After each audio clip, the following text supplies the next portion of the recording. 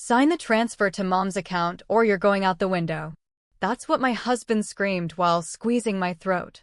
His mother stood behind him, smiling, drunk on the thought of $300,000. But what happened next made them both freeze in horror. But that came later. Before the threats, before the screaming, there were words. Hints. Manipulation. Quiet glances over family dinners. Suggestions that sounded like orders. Plans I was never invited into, just expected to agree with. It started with a letter from the lawyer. Thick envelope, dry language, official signature. An inheritance from my grandmother, $300,000. And one line that changed everything. No restrictions. To be used at your sole discretion. I thought it would be a new chapter. That I could finally breathe. Build something of my own. Start a life where the decisions were mine. I didn't know. It would become the beginning of the quietest, dirtiest war of my life. At first, smiles, gifts, ideas about family investments. And then, lies, forged documents, spyware. All from the people who called themselves family. Well, what did the lawyer say? Lorraine stood in the kitchen in her loud floral robe, holding a ladle like it was a microphone. I said it quietly. She left me a bit of inheritance. Tyler didn't even look up from his phone. Told you. Probably peanuts. I didn't tell them it was $300,000. And I didn't tell them the conditions. Not yet. Grandma Annie died 3 weeks ago. Peacefully in her sleep. The same way she lived for the last decade, quietly, without asking for much. 20 people came to the funeral. Mostly neighbors from the retirement complex. I visited her once a month. Brought yogurt, new magazines. She always met me the same way. My Emmy's here. Sit down, tell me everything. So I told her. About work. The tax office. About Tyler. About Lorraine. Especially Lorraine. The notary's office smelled like old paper and dollar store air freshener. Ms. Reed, the woman said, pushing her glasses up her nose. Your grandmother, Annie Lee, left you $300,000. I blinked. Sorry, what? She repeated it like it was nothing.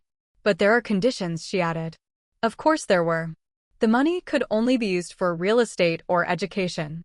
If not, the full amount would go to charity. Receipts, contracts, proof required. Simple. Simple? I walked out in a daze. Sat in the car with the engine off for 20 minutes. I had plans. Numbers. Dreams. Fear. An apartment. A decent one. Not the 2-bedroom we'd outgrown 3 years ago. Something with a view that wasn't of dumpsters and fire escapes. Maybe a small house. Something that was actually mine. A place without Lorraine. At home, the smell of pot roast hit me before I even stepped out of my boots. Lorraine was at the stove, her hair set in perfect curls, like always. Tyler sat at the kitchen table, hunched over his phone. Well, she asked, ladle in hand like a scepter. Grandma left a small inheritance, I said, pulling off my boots. How much? Her eyes lit up. Not sure yet. Still some paperwork. Oh, those lawyers always take their sweet time. She stirred her pot. Well, sit down, eat. You probably haven't had a bite all day. I sat. The food smelled amazing, like always. Which somehow made it worse. You know, Emmy, Lorraine said halfway through dinner, setting down her spoon dramatically, the doctor says I need warmth. For my joints. My heart. I won't last another winter in this damp city. Tyler didn't even glance up. Mom, not again. What not again? She snapped. I raised you alone. Gave you everything. Don't I deserve a little rest? She turned to me. If I had a tiny place in Florida, just something sunny, I could breathe again. Tyler chimed in. This should be a family decision. Right, Em? I clenched my spoon. Family. Of course. That night, I locked myself in the bathroom and called Marina. You cannot tell anyone. I mean it. Swear on my cat, she said. What? Grandma left me 300 grand. Dead silence. Are you kidding me? Nope. But it's restricted. I can only use it for a house or school. If I touch it for anything else, it goes straight to a charity fund. Does Tyler know? I said it was small. I didn't tell them the amount. I'm terrified. You should be. Lorraine's gonna eat you alive and use your bones as coasters. A floorboard creaked outside the bathroom. I froze. Marina, I'll call you back. What I didn't know was Tyler had been standing in the hallway for at least 5 minutes, listening. And 30 minutes later, he walked into the living room and handed his mother a glass of wine. You know what helps with joint pain? Lorraine said over breakfast, slicing her toast into 4 perfect squares. Sunshine. Dry air. Palm Springs is practically medicinal. I looked up from my tea. Is that what your doctor said? Dr. Simon said climate has a huge impact on inflammation. I've been reading too. Arthritis improves significantly in desert air. I nodded slowly. Interesting. She smiled. Shelley found a complex. Brand new. Elevator. Heated floors. Pool. It's practically a wellness retreat. Of course Shelley did. Shelley, the realtor best friend from church. Shelley, who knows a good deal when she sees one. Shelley, who I've never met, but whose name now filled our home like the scent of Lorraine's cinnamon candles. That night, Tyler brought it up again. He was brushing his teeth when he said, honestly, it kinda makes sense. What does? I asked from the bedroom. He spat, rinsed. The condo. I mean, you'd own it. But Mom could stay there. It'd help her health. And it'd be a smart investment. I turned slowly. You want me to spend my inheritance on a condo for your mother? She's not asking to own it. She just wants to live somewhere she can breathe. And we just visit on holidays? He shrugged. It's not like we're moving there full time. I folded my arms. So she lives in it. I pay for it. And we call that a family asset? Tyler wiped his mouth. Babe, it's just logical. Logical. Right. The next day, I found Lorraine in the dining room with a stack of brochures. All glossy. All sunshine. All promises. This one's gorgeous, she said, tapping the page with her nail. 2 bedrooms. Big balcony. Close to a nature trail. It rents well in the winter. Skiers love it. I picked it up, flipped it over. Price, $297,000. I blinked. I never told them the amount. Not once. My throat went dry. Looks fancy, I murmured. She smiled. Only the best. But don't worry, Shelley says we can move quickly. Just a soft hold for now. How much is the deposit? I asked, trying to sound casual. 20%, she said smoothly. Around $60,000. But it's refundable if you act fast. $60,000. She said it like she was quoting the weather. Later that night, I opened the drawer in the hallway cabinet. Lorraine's papers were always organized, which meant wherever she left them. Inside, I found it. A printed email from Shelley. Subject, Palm Springs condo, just right for Emma. The email read, Hi Lorraine. Glad you mentioned your daughter-in-law's inheritance. This one is a perfect fit, $297,000 asking, but I can probably talk them down if we move fast. Let me know once she sees the price so we can initiate soft escrow. Shelley. Let me know once she sees the price. So she could what? Start paperwork? I sat down on the floor. No one had said the number. Except the lawyer. To me. In a closed office. And suddenly Shelley knew? Knew enough to draft an offer? That meant only one thing. Someone was watching. Listening. And not very carefully anymore. I closed the email, slid the paper back where I found it, and stood up. Tomorrow, I'd check my phone. My laptop. Everything. I had a feeling this family investment was only the beginning. And they were counting on me being too polite to ask questions. It started with my phone. The battery. It had been dying faster than usual. At first, I blamed the cold weather, bad updates, another pointless iOS patch. But one night, around 1 a.m., I opened my battery usage report. Something didn't add up. There was a background process I didn't recognize, SysAudio tools. It had used 18% of my battery that day. I tapped it. It didn't open. Didn't have a user interface. Just a line that read, Call data storage active. Last sync, 3 days ago. The day after my meeting with the notary. I Googled the name. Forum after forum, post after post. Spyware. It recorded calls. Monitored texts. sometimes even mirrored screen activity to another device. And the worst part? It didn't install itself. Someone had to put it there.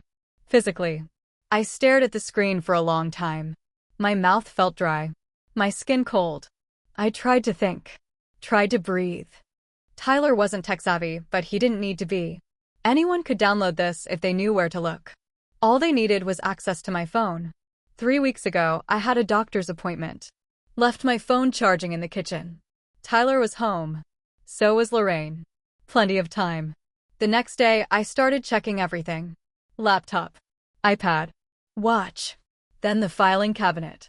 I told Tyler I was looking for my tax returns.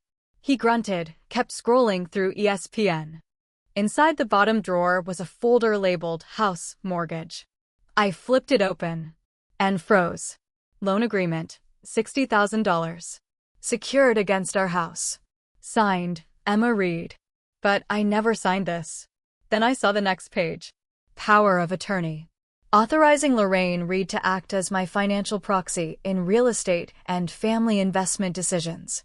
I read it twice. 3 times. My signature was there. Perfect. Too perfect. Traced. Scanned. Forged. I took out my phone. Snapped photos of every page. Created a new encrypted folder in my cloud storage. Named it Backup. 2. I backed up everything. Then I pulled out an old burner phone I hadn't used since my last job. Logged into a clean email. Changed all my passwords. Started recording every conversation. I didn't cry. Not then. I didn't yell. Didn't storm into the kitchen waving papers. Because it was too quiet. Too careful. This wasn't heat of the moment betrayal. It was calculated. They had planned it. Planned me. That night, Lorraine made chicken pot pie. Tyler brought home wine.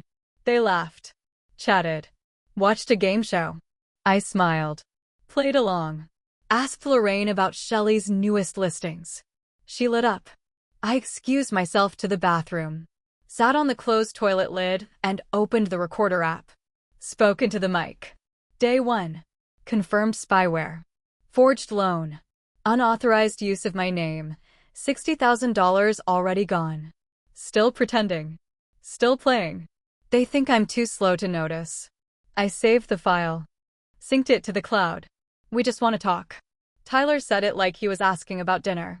Lorraine stood behind him, arms crossed, a tight little smile on her face. The way someone smiles before pulling a knife out of their purse. I sat at the table. Calm. On the outside. We're all on the same team, Tyler continued. This isn't a fight. No, I said, folding my hands. It's a setup. His jaw tensed. Lorraine stepped forward. We're your family. That money isn't just yours. It's ours. We're just trying to make it work for everyone. You mean the part where I buy a retirement condo and pretend it's a gift? That's not fair, Tyler snapped. Neither is forgery, I said, eyes on him. He blinked. I found the loan, Tyler. The forged signature. The power of attorney with your mother's name on it. You two stole from me. His expression flickered. Just for a second. Then he smiled. Like a bad actor resetting for the next scene. You're emotional, he said. Let's just think logically. Lorraine placed a folder on the table. What's that? I asked. Prenup, she said smoothly. We drafted it right before the wedding. Maybe you forgot. I opened it. It was fake. I knew it. Wrong font. Wrong notary. No state seal. But they didn't care. Either you pay the rest of the condo, Tyler said, or we sell it and take our share. Lorraine added, Shelley's ready to testify. She'll say this was a joint investment. Family decision. You forged documents, I said. That's not a family decision. Courts don't like selfish wives, Lorraine said, voice sugar sweet. You wouldn't want it to get that far. My hand was already in my pocket. Thumb on the record button. I'm not transferring anything, I said. Tyler went still. What? You heard me. His eyes changed. You think you can just keep it? Like you earned it. It was left to me. We're married. He stepped closer. Lorraine didn't move. I stood up. Don't touch me. He laughed. Then something shifted. He grabbed my wrist. Hard. You want to play games? He growled. Fine. Let go of me. He didn't. Then his hand was at my throat. Sign the transfer to Mom's account, or you're going out the goddamn window. That's what he screamed, as his fingers squeezed my throat. His breath hot, his eyes red, spit hitting my face. And Lorraine? She stood behind him, smiling, not stopping him, not even blinking. I couldn't breathe. Everything pulsed. The edge of the table, the sound of my heartbeat. Then, he let go. Just like that. Stepped back, chest heaving, like he was the one who'd survived something. You good now? He asked. I didn't answer. Lorraine walked over, brushed invisible lint off my sweater. You'll see, she said. This is for the best. They left the room like they'd won. Like I was broken. Like the game was over. But what they didn't know, I had it all. Every word. Every threat. Every second of it. And now? I wasn't going to run. I wasn't going to cry. I was going to end them. 300,000, Julia repeated, flipping through the folder on her desk. They thought they could take it and you wouldn't fight? I watched her, fingers gripping my coffee cup. I think they assumed I wouldn't even notice. She smirked. Well, they were very wrong. Her office was small but organized, like her tone direct, efficient, not interested in pity. Exactly what I needed. I'd given her everything, scanned loan agreements, the fake prenup, screenshots from my phone, copies of the forged power of attorney. She studied the fake prenup. This? Amateur hour. Fonts don't match. No state seal. And this notary ID? Doesn't even exist. She pulled up her laptop. Typed fast. What about the realtor? I asked. Shelley something? Shelley Rhodes. Click. Click. Silence. Then, no license in Washington. No active license anywhere, actually. Expired in 2014. No agency filed under that name. You've got yourself a ghost agent. I exhaled slowly. And the clinic? The one Lorraine's medical letter came from. She raised an eyebrow. You mean Pacific Desert Wellness? Yeah, doesn't exist. The letterhead was copied from a vitamin blog. The doctor's name isn't in any registry. Total fabrication. I swallowed. So it's enough? Julia leaned back, hands folded. It's more than enough. Now we set the trap. 2 nights later, I invited them to dinner. Lorraine arrived first, wearing a pastel blouse and too much perfume. She kissed the air beside my cheek. Lasagna? You made lasagna? You never cook like this. It's a special night, I said, smiling. Tyler walked in behind her with a bottle of wine. Look at us, he said, setting it down. Family again. I poured glasses. My phone stayed in my pocket. Recording. We ate. Chatted about nonsense. Then Tyler cleared his throat. So, he said, Shelley has everything prepped. She just needs the confirmation. I sipped my wine. Confirmation. The wire, he said, as if I was slow. The balance on the condo. Once that's transferred, it's done. Lorraine nodded, dabbing her mouth with a napkin. And it'll all be in your name, of course. We're not trying to cheat you. Just simplify things. Tyler leaned in. You'll do it in the morning? I tilted my head. What if I say no? He blinked. What? I mean, it's my inheritance. Maybe I don't want a condo. His smile faded. Emma, we've come this far. Right, I said. You have. Tyler's voice dropped. Why are you doing this now? Don't start acting crazy. Lorraine cut in, sharper than usual. Don't make this messy. It's already been handled. Shelley has the contracts. The deposit's in. This is just the final step. I folded my hands. You do realize forging someone's signature is a felony? Silence. Tyler laughed, forced. No one's forging anything. You're overthinking. We're your family. Family doesn't install spyware on someone's phone, I said. They froze. I leaned back in my chair. I've known for weeks. The next morning, just after 8 a.m., 2 black cars pulled up in front of our house. There were 3 men and 1 woman. Badges. Clipboards. Calm voices. Emma Reed. Yes. You filed a report regarding identity theft and financial fraud? Yes. Please step aside. They entered the house like they owned it. Lorraine was in her robe, holding her coffee mug. What is this?" she stammered. "Ma'am, sit down." Tyler came stumbling out of the hallway barefoot. "Hey, what the hell is going on?" "Mr. Reed, step away from the phone." They searched everything. Devices. Cabinets. The home server. I stood in the doorway, arms crossed. Lorraine looked at me like she didn't recognize me. "You did this," she whispered. "You forged my name," I said. "I just told the truth." She gripped the edge of the counter. "You set us up." "No," I said, calm now. "You walked into it." Courtroom 3A smelled like stale carpet and too much AC. I sat on the wooden bench, fingers laced, breath steady. Julia, my lawyer, whispered beside me. "They'll try to play the victim. Just hold." The bailiff called names. Lorraine entered. Pearl earrings. Cream blazer. Her hair was perfect. Makeup subtle. Hands folded in front of her like she was on her way to Sunday brunch. She even gave me a nod. Like we were still pretending. Tyler followed, in a wrinkled shirt and nervous sweat. The judge walked in. "All rise."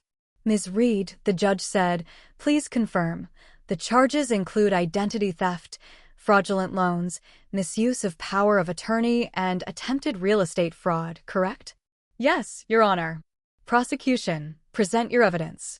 Julia stood. Calm, clear. "We submit Exhibit A, a voice recording of Mr. Reed threatening Ms. Reed with physical violence to force a wire transfer." Tyler shifted in his seat.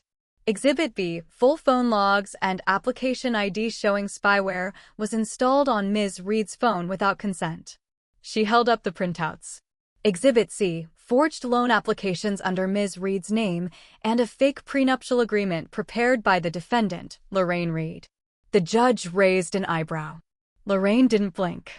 Julia sat. "Defense?" the judge asked. Lorraine's attorney stood. "Your Honor, my client acted out of desperation. She believed she was securing the family's future." The judge held up a paper. "This prenup doesn't include a single legal element. Notarized by someone who doesn't exist. Signed with a non-matching font." Lorraine spoke for the first time. "I was confused," she said. "I'm not a lawyer. I just thought we were helping." Tyler stood suddenly. Voice shaky. "I want to say something." The judge nodded. "Go ahead." He looked at me, then at Lorraine. "I pressured her," he said. "I threatened her. I let Mom push too far, and I didn't stop it. I take full responsibility." The room fell silent. His lawyer buried his face in his hands. Verdict came fast.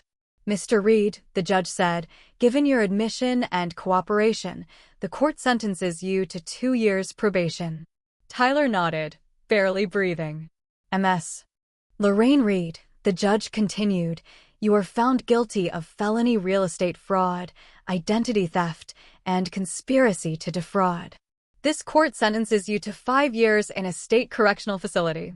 The gavel hadn't even hit the block before Lorraine screamed. No, wait." She stood. "This isn't justice." I raised him. I gave everything. I'm sick. I'm old. The guards approached. "Emma, please tell them. Tell them I'm not a criminal." She tried to run toward me. They held her back. "I'm sorry. I'm sorry, baby. I didn't mean for it to go this far." Her makeup streaked. Her pearl earring fell to the floor. "Emma," she cried. "Please, say something." I stood, walked to the center of the courtroom, looked her in the eyes, and said, "You built a prison for me." I stepped closer. "I'm just letting you live in it now. Are you sure you don't want anything with your tea?" Leo held up a plate of still warm banana bread, his curls messy, his t-shirt covered. "I'm serious, Emma. If you say no, I'm eating the whole thing." I smiled from the kitchen table, pulling my laptop closer. "Eat it. I've got midterm deadlines, and if I start chewing, I'll never stop typing." He shrugged. "More for me." He sat down across from me, broke the slice in half, and shoved a piece in his mouth like a 5-year-old. "This is the best mistake I've ever made," he mumbled through crumbs. I laughed. "You say that about everything you bake. And I'm always right." The apartment filled with soft light. The walls, freshly painted pale yellow, seemed to glow. Leo looked around. You know, he said, this place feels like you. Like a restart button that actually works. I built it that way, I said, almost to myself. We were clearing dishes when the buzzer rang. Leo frowned. Expecting someone? No. I stepped to the intercom. Static. Then, Emma. It's me. I froze. Leo looked over. Problem? I hesitated. Then buzzed him in. Tyler appeared 2 minutes later. Same face, older eyes. Holding nothing. I opened the door just a crack. What do you want? I just want to talk. Leo stepped behind me, arms crossed. I've said everything I needed to, I told Tyler. He shifted. Please. Just 2 minutes. I opened the door wider, just enough to look him in the eye. You choked me, Tyler. He blinked. No, I cut in. You threatened me. Screamed at me. Lied to me. And when I said no, you wrapped your hands around my neck. I was angry. I lost control. I've changed. Leo moved forward. Time's up, he said. Tyler looked him over. So this is the guy? No, I said. This is the man who didn't need to steal or control to be worth something. Tyler's jaw tightened. Leo's voice was calm. Flat. Dangerous. She asked you to leave. Tyler scoffed. You're just some yoga dude. You think she's safe with you. Leo didn't flinch. I know she's not safe with you. He stepped forward. And Tyler took a step back. You're lucky it was just probation, Leo said. Now walk away. Tyler opened his mouth. Closed it. Then turned and walked down the hall. I shut the door slowly. My hands were steady. Leo looked at me. You okay? I nodded. Then exhaled. I will be. That night, we sat on the couch, legs tangled. The windows were open. City lights blinked softly in the distance. On the sill, a photo of Grandma Annie, smiling like she knew something. Leo raised his glass. To good bread and bad exes. I laughed, clinked mine to his. I looked at the picture and whispered. You didn't just give me money, Grandma.